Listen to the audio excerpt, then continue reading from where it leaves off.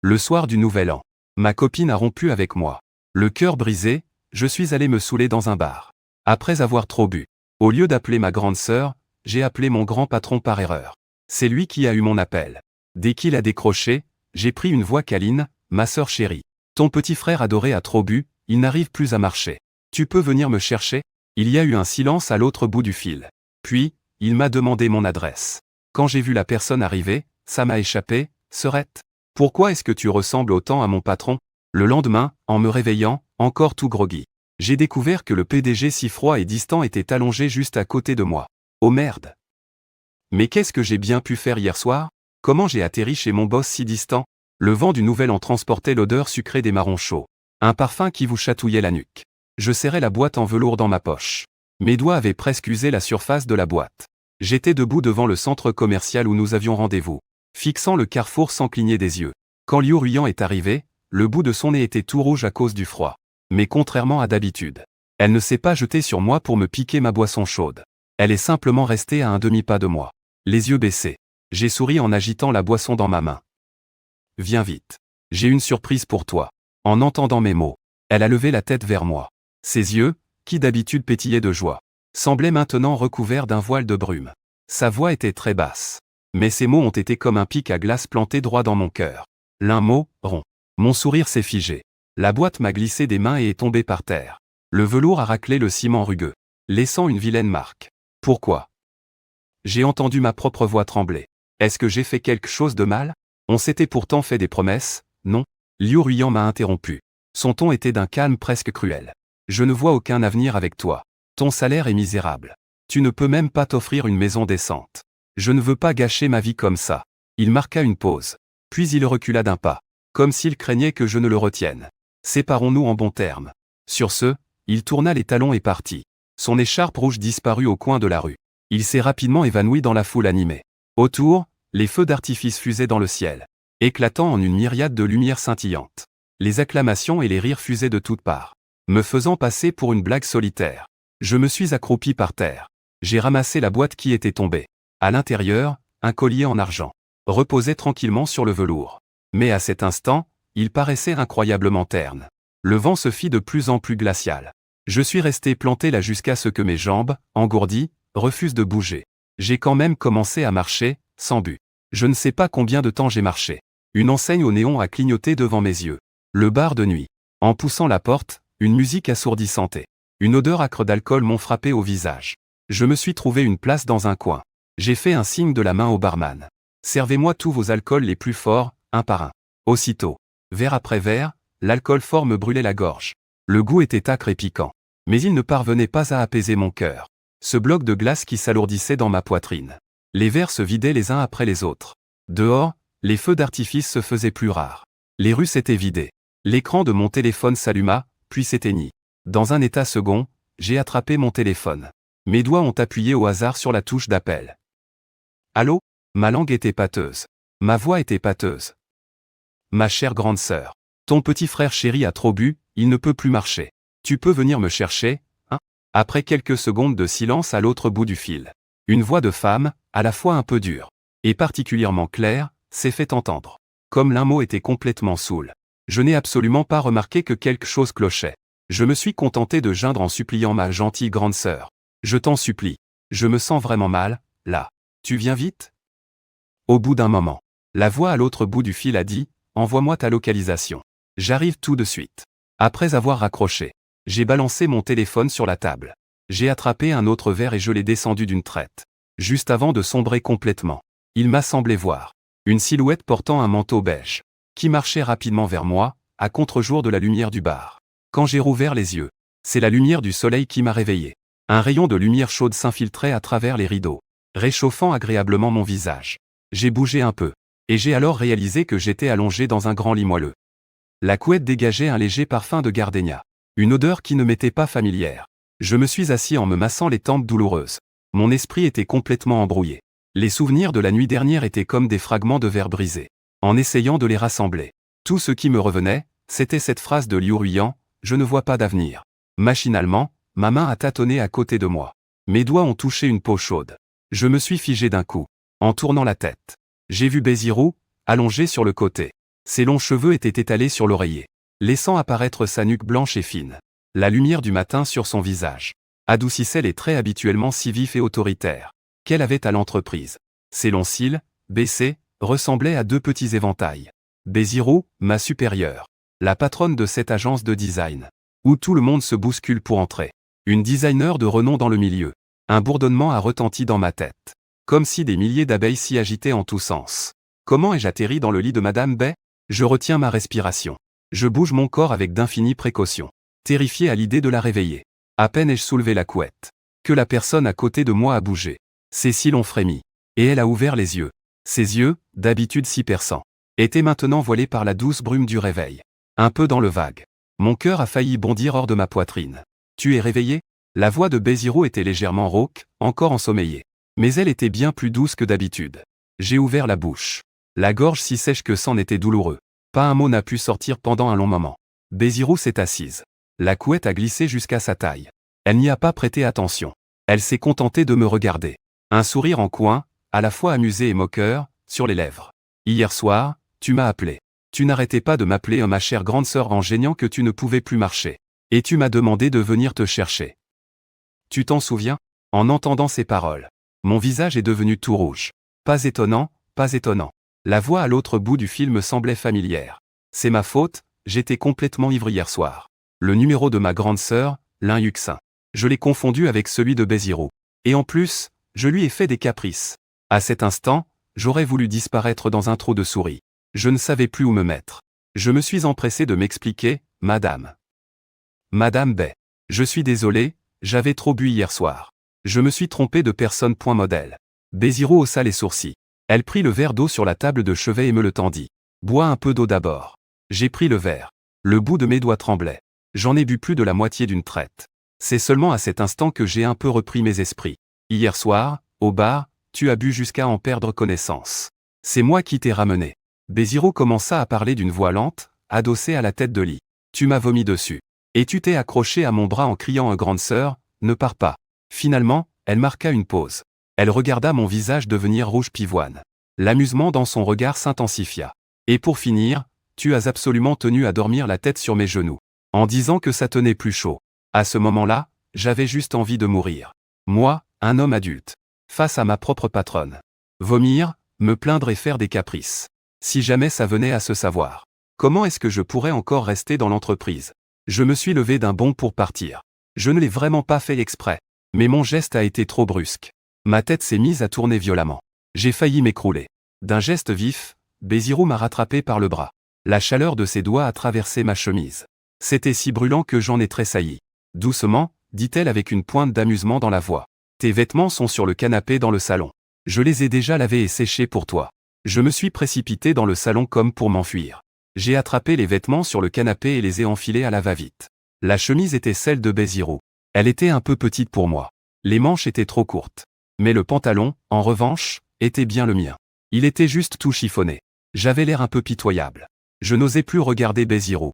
Une fois habillé, je me suis rué vers la porte. Je m'en vais, merci. Alors, je vais y aller. Attends. Maître Bézirou. En entendant sa voix, je me suis arrêté net. Je me suis retourné, complètement raide. Avec un sourire crispé, Monsieur Bay. Avez-vous d'autres instructions à me donner? Il se tenait sur le seuil de la chambre, agitant le téléphone et le portefeuille qu'il tenait à la main. Tu as oublié tes affaires. Je me suis approché rapidement pour les récupérer. La tête basse, sans oser le regarder. Merci, Monsieur Bay. Je suis désolé de vous avoir dérangé. Ce n'est pas un dérangement. Bézirou me regardait. Un sourire dans les yeux qu'il ne pouvait dissimuler. Mon petit trésor. Pourquoi tant de manières? J'aurais voulu disparaître sur le champ. Je me suis enfui de l'appartement de Bézirou comme un voleur. Une fois en bas, le vent glacial m'a complètement remis les idées en place. Je me suis donné quelques claques sur les joues. J'étais si mortifié que j'avais envie de me cogner la tête contre les murs. Je suis foutu. Complètement foutu. Comment vais-je faire pour le regarder en face au bureau, maintenant? Après être rentré chez moi pour faire ma toilette, je me suis immédiatement précipité au bureau. J'espérais ainsi éviter de me retrouver seul avec Bézirou, ou de le croiser en tête-à-tête. Mais à peine avais-je mis un pied dans le bureau, que j'ai aperçu Bézirou, assis en face du mien. Il tenait un dossier à la main, et semblait plongé dans sa lecture. Je me suis figé sur place. Mon cœur s'est de nouveau emballé. Il a levé la tête et m'a vu. Son visage n'exprimait rien de particulier. Il a simplement hoché la tête d'un air neutre. Te voilà. Mets ce dossier en ordre. On en a besoin pour la réunion de 10 heures. Son ton était posé. Son attitude, naturelle. Comme si absolument rien ne s'était passé la nuit dernière. Je suis resté perplexe un instant. J'ai poussé un soupir de soulagement. Mais je ressentais aussi une pointe de déception inexplicable. Et puis, Madame Bay a un emploi du temps de ministre. L'incident d'hier soir n'était probablement qu'un petit intermède dans sa vie. Elle l'a sans doute aussitôt oublié. Très bien, Madame Bay. Je me suis approché et j'ai pris les documents. Les jours suivants, tout est revenu à la normale. Béziro était toujours cette patronne énergique et efficace. Et moi, j'étais toujours le secrétaire qui la suivait partout, gérant toutes sortes de petites tâches. Elle n'a plus jamais mentionné ce qui s'était passé cette nuit-là. Et j'ai fait comme si de rien n'était.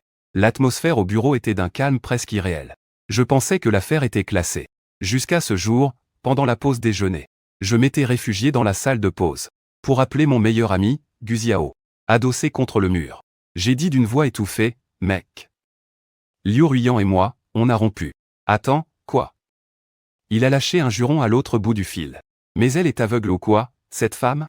Qu'est-ce qu'elle te reproche? À mon avis, c'est juste une snobinarde. Je sais. J'ai reniflé. Le soir du Nouvel An. Elle m'a dit qu'elle ne voyait pas d'avenir avec moi. L'avenir, mon cul. La voix de Guziao a monté d'une octave. Elle veut juste trouver un type riche pour se la couler douce. Ce genre de femme, tant mieux si elle est partie. Elle ne mérite pas que tu sois triste pour elle. Je suis resté silencieux.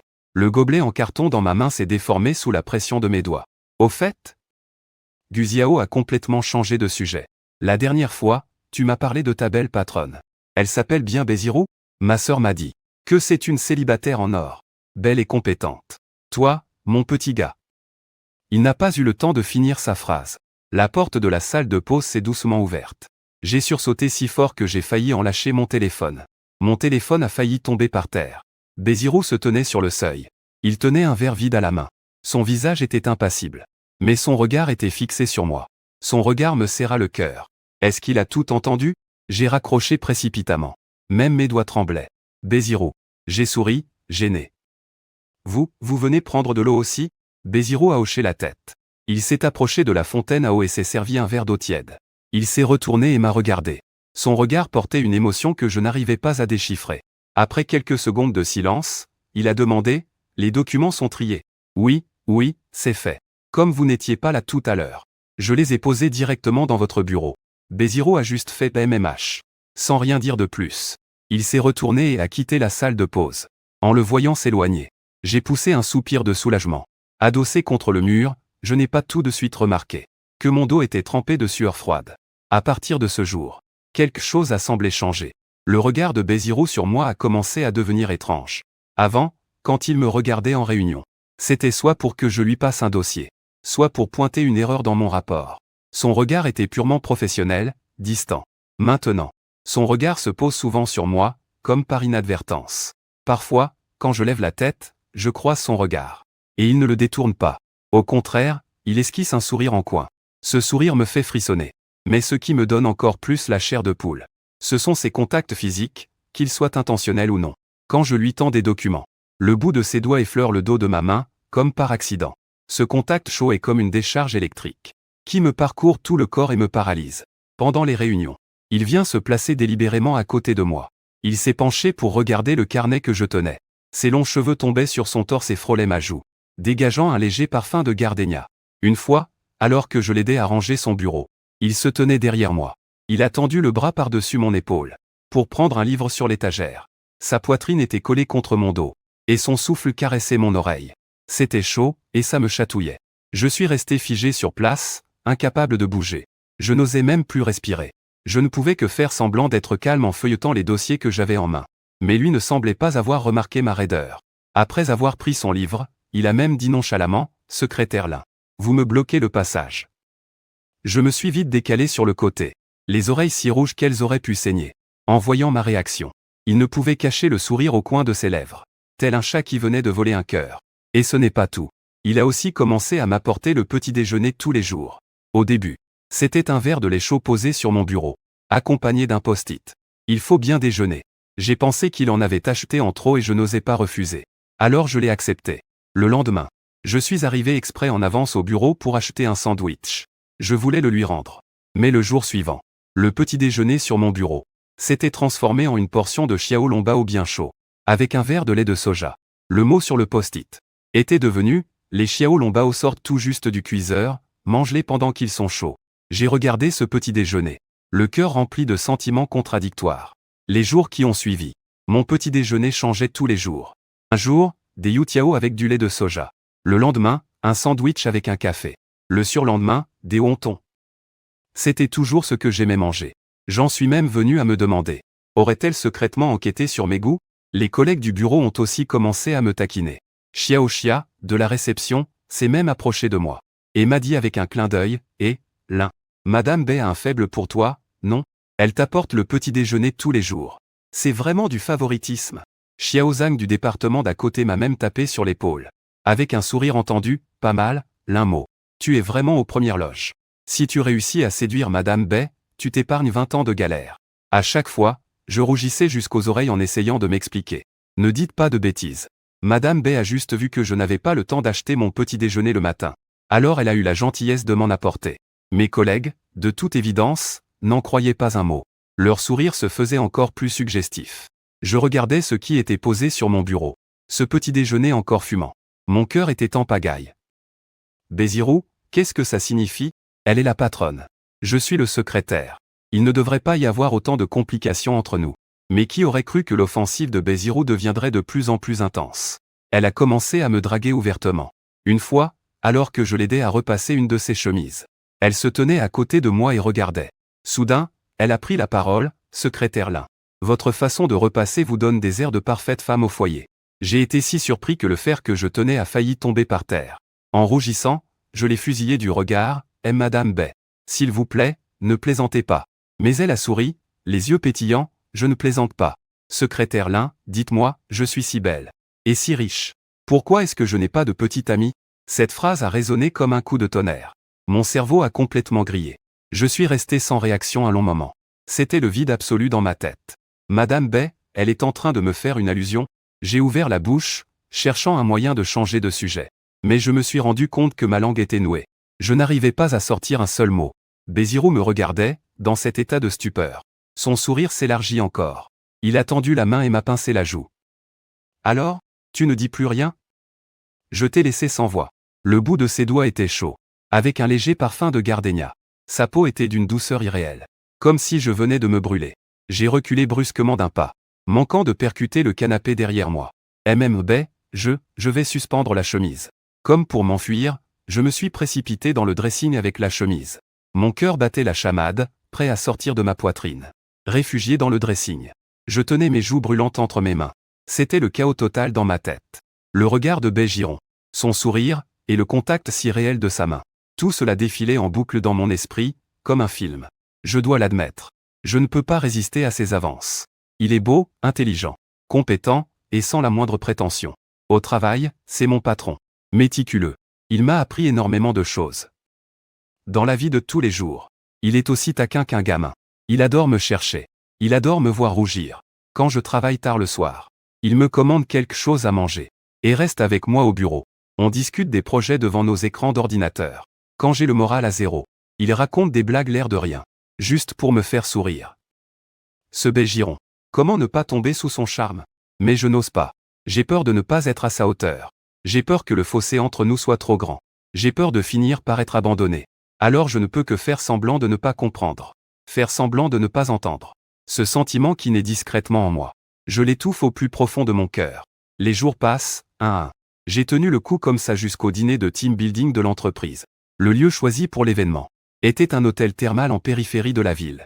L'ambiance dans la salle privée était d'une animation indescriptible. Pendant la soirée, des collègues n'arrêtaient pas de me solliciter pour trinquer. Je commençais à avoir la tête qui tourne. Alors j'ai prétexté devoir aller aux toilettes pour m'éclipser discrètement. En sortant de la salle de réception, l'air frais du soir m'a bien rafraîchi les idées. J'ai longé le couloir jusqu'à la terrasse.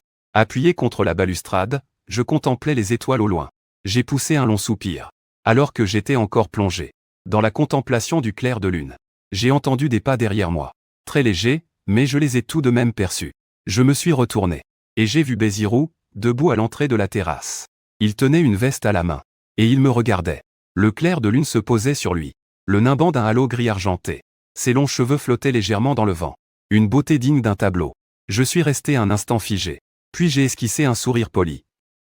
Monsieur, vous trouviez aussi la salle un peu étouffante? Il n'a rien dit. Il s'est contenté de s'approcher de moi, pas à pas. Ses talons au claquet sur le parquet. Le son était clair et distinct. Chacun de ses pas semblait résonner au rythme des battements de mon cœur. Arrivé devant moi, il s'est arrêté. Il a levé la main et a posé la veste qu'il tenait sur mes épaules. La veste portait son léger parfum de gardénia, ainsi qu'une once de sa chaleur corporelle. Cette douce chaleur a fait tressaillir mon cœur. Le vent est fort, ce soir. Ne prenez pas froid. Sa voix était très douce, comme la brise du soir caressant la surface d'un lac, y dessinant des myriades d'ondulations. Je me suis agrippé au PAN de la veste. J'ai ouvert la bouche pour le remercier. Mais ma gorge était si serrée que je n'ai pas pu prononcer un seul mot. Il a levé la tête et m'a fixé en silence. Le clair de lune se reflétait dans ses yeux, telle une source d'eau pure. J'y lisais une émotion que je n'arrivais pas à déchiffrer. Un mélange de tristesse et d'attente. Et une pointe de déception à peine perceptible. Il continuait de me fixer comme ça. Et son regard me mettait tellement mal à l'aise que je me suis gratté la tête, embarrassé. Patron, j'ai quelque chose sur le visage? À peine avais-je fini ma phrase qu'il m'a soudainement attrapé le poignet. Il avait une force incroyable. Pris au dépourvu, il m'a tiré vers lui et j'ai trébuché en avant. Bam! Mon dos a violemment heurté le mur. Il en a profité pour s'avancer d'un pas, plaquant ses mains de chaque côté de moi, me coinçant ainsi entre lui et le mur. Dans ma tête, un seul mot résonnait, Cabedon. Son visage était tout près du mien. Son parfum de gardénia flottait jusqu'à mes narines. Son souffle chaud caressait ma joue. J'ai alors vu ses yeux briller de larmes. Mon cœur s'est serré. L'un mot. Sa voix était étranglée par l'émotion. Ses paupières étaient légèrement rougies, empreintes d'un profond chagrin. Jusqu'à quand vas-tu faire semblant de ne rien comprendre? Tu ne vois donc vraiment rien? Je me suis raidi de tout mon corps, comme si on m'avait jeté un sortilège de paralysie. Incapable du moindre mouvement. Je t'apporte le petit déjeuner tous les jours. Ce n'est pas parce que je n'ai que ça à faire. Sa voix devenait de plus en plus basse. On pouvait même y déceler un tremblement à peine perceptible. Je fais exprès de te toucher. Je te demande exprès pourquoi je n'ai pas de petit ami. C'est pour te le faire comprendre. Ses yeux ont rougi. Les larmes lui montaient aux yeux point modèle. Mais elle refusait obstinément de tomber. L'un mot. Tu sais très bien que je te plais. Et pourtant, tu as toujours fait semblant de ne rien voir. Pourquoi sa voix était-elle brisée par les sanglots? C'était comme un petit marteau, qui frappait mon cœur, coup après coup. Je regardais ses yeux rougis. Je voyais le chagrin dans son regard. J'ai eu le cœur serré, comme si on me l'arrachait. Ça faisait un mal de chien. Alors comme ça, il savait tout. Toutes mes tentatives prudentes pour l'esquiver n'étaient à ses yeux que de la comédie. J'ai ouvert la bouche. Ma voix était terriblement rauque. Je sais. Il s'est figé, me regardant. Les larmes brillaient dans ses yeux. Je sais que je te plais. Je l'ai regardé dans les yeux. Et j'ai dit, mot pour mot. Mais, je n'ose pas. Tu n'oses pas. Il a froncé les sourcils. Une larme a finalement coulé, s'écrasant sur le dos de ma main. Sa chaleur m'a fait tressaillir le cœur. Pourquoi est-ce que tu n'oses pas? Quelqu'un m'a déjà dit par le passé qu'être avec moi n'offrait aucun avenir. J'ai baissé les yeux. Ma voix était empreinte d'une pointe d'autodérision. Je ne suis qu'une simple secrétaire. Sans voiture, ni appartement. Et mon salaire n'est vraiment pas terrible. Toi, tu es le grand patron, inaccessible. Tu es beau, extrêmement compétent. Et tu viens d'une excellente famille. Le fossé entre nous est bien trop grand. Je ne peux pas t'offrir la vie que tu désires. J'ai peur qu'à la fin, tu m'abandonnes comme il l'a fait. J'ai peur d'être à nouveau méprisé, d'être abandonné. Et par-dessus tout, j'ai peur que cet amour soudain ne soit qu'un rêve éphémère et illusoire. Bézirou, regarde-moi.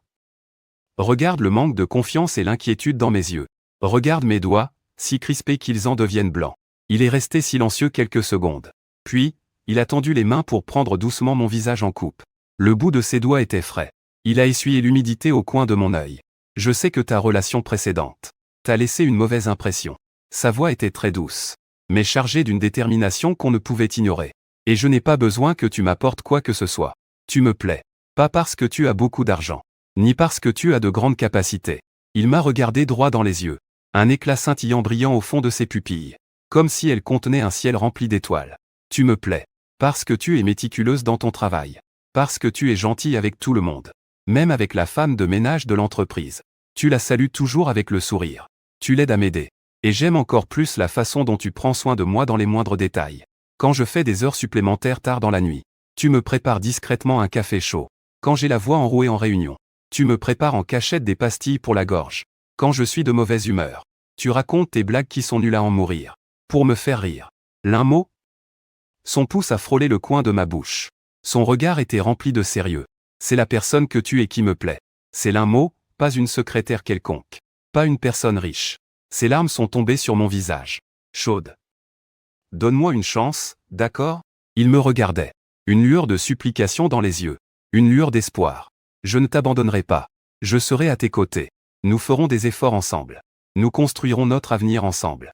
Je te promets que je te chérirai. Ces paroles étaient comme une douce chaleur, qui a lentement fait fondre mon cœur, gelé depuis si longtemps. Alors il y a vraiment quelqu'un qui ne se soucie pas de mon passé, et qui m'aime simplement pour ce que je suis. Je relève la tête. Je vois ses yeux rougis, la sincérité dans son regard. Mon complexe d'infériorité et mon anxiété, tels des nuages sombres balayés par le vent, se dissipent petit à petit. Je tends la main, et je saisis doucement son poignet. Sa chaleur se propage au bout de mes doigts. Je le regarde dans les yeux, et j'acquiesce doucement. Ce louis est comme une pierre jetée dans un lac. Il crée des ondes à la surface. Bézirou se fige. En me regardant, ses yeux s'empourprent davantage. Comme s'il n'en croyait pas ses oreilles. Il me demande à nouveau, « Qu'est-ce que tu as dit ?» Je souris et tends la main pour essuyer ses larmes. Ma voix est brisée par un sanglot. Mais elle est aussi incroyablement ferme. J'ai dit, « D'accord. Je te donne une chance. Et je m'en donne une à moi aussi. » À peine ai-je fini ma phrase, que Bézirou se jette dans mes bras. Ses bras s'enroulant fermement autour de ma taille. Son visage est enfoui dans mon cou. Ses épaules sont secouées par de légers tremblements. Il pleure comme un enfant. L'un mot. L'un mot? Il n'arrête pas de scander mon nom. Sa voix est pleine d'un mélange de chagrin et de joie. Je tends les bras et le serre fort contre moi en retour. Mon menton est posé sur ses cheveux. Une délicate senteur de gardénia flotte dans l'air. La brise du soir souffle, apportant avec elle la douce chaleur des sources chaudes au loin. Une douce tiédeur. En levant les yeux, le ciel est parsemé d'étoiles éblouissantes. Le feu d'artifice est peut-être terminé. Mais Wan Xing a fait irruption dans ma vie tel un feu d'artifice. Quand nous sommes retournés dans la salle de réception depuis la terrasse, nos collègues ont vu que nous nous tenions la main. L'agitation a été immédiate. Ils sont ensemble. Ils sont ensemble. Je le savais. Il y a forcément quelque chose entre la secrétaire Lin et le président Bai. Félicitations, président Bai. Félicitations, secrétaire Lin. Les taquineries fusaient de toutes parts. J'ai rougi. Mais je n'ai pas lâché la main de Bézirou. Au contraire, il l'a serrée encore plus fort. Il s'est tourné vers moi et m'a souri. Son regard pétillait d'une douceur infinie. Après le dîner, nous ne sommes pas rentrés dans nos chambres respectives. Bézirou m'a entraîné avec lui, jusqu'à la pelouse derrière l'hôtel. Le clair de lune était radieux. Il recouvrait l'herbe d'un voile de givre. Au loin, la vapeur des sources chaudes s'élevait en volute, créant un paysage brumeux et féerique. Il s'est soudainement retourné, s'est mis sur la pointe des pieds, et a déposé un léger baiser au coin de mes lèvres. Ce contact, doux comme une plume, a caressé mon cœur. J'en ai eu des frissons dans tout le corps. Je suis resté stupéfaite un instant. Puis j'ai aussitôt inversé les rôles en passant mes bras autour de sa taille. Je me suis penché et j'ai embrassé ses lèvres. Un parfum de gardénia s'est répandu sur nos bouches. C'était d'une douceur indescriptible. Ses cils tremblaient légèrement. Il a passé ses bras fermement autour de mon cou, répondant à mon baiser.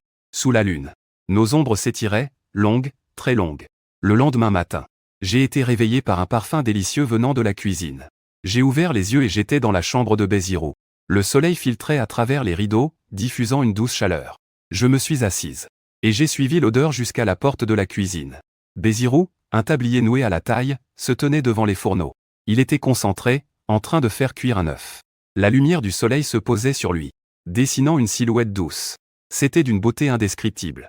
En entendant des pas, il s'est tourné et m'a souri. « Tu es réveillé ? Le petit déjeuner sera bientôt prêt. Pourquoi tu t'es levé si tôt ?» Je me suis approché de lui, et je l'ai doucement enlacé par derrière. Son corps s'est raidi un instant, puis s'est aussitôt détendu. Il a dit en souriant, « Je voulais te préparer le petit déjeuner. » J'ai posé mon menton dans ses cheveux, respirant le léger parfum de gardénia qui émanait de lui. Mon cœur s'est rempli de chaleur. « À partir de maintenant, c'est moi qui te préparerai le petit déjeuner. » Ai-je murmuré à son oreille. Il s'est retourné pour me regarder. Ses yeux riaient. « D'accord. Alors, on se partage les tâches. Tu cuisines et je fais la vaisselle. » L'odeur des œufs au plat embaumait la cuisine. Le soleil aussi était doux et réconfortant. De retour au bureau, notre relation est devenue un secret de polichinelle. Mes collègues continuaient de me taquiner, disant que j'avais tout gagné dans la vie, que j'avais ravi le cœur du plus bel homme. Bézirou continuait de me chercher. Au bureau, quand personne ne regardait, il me pinçait discrètement la joue. Pendant les réunions, il m'appelait exprès le secrétaire Lin.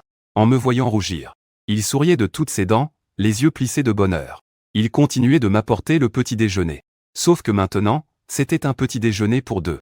J'ai commencé, moi aussi, à apprendre à prendre soin de lui.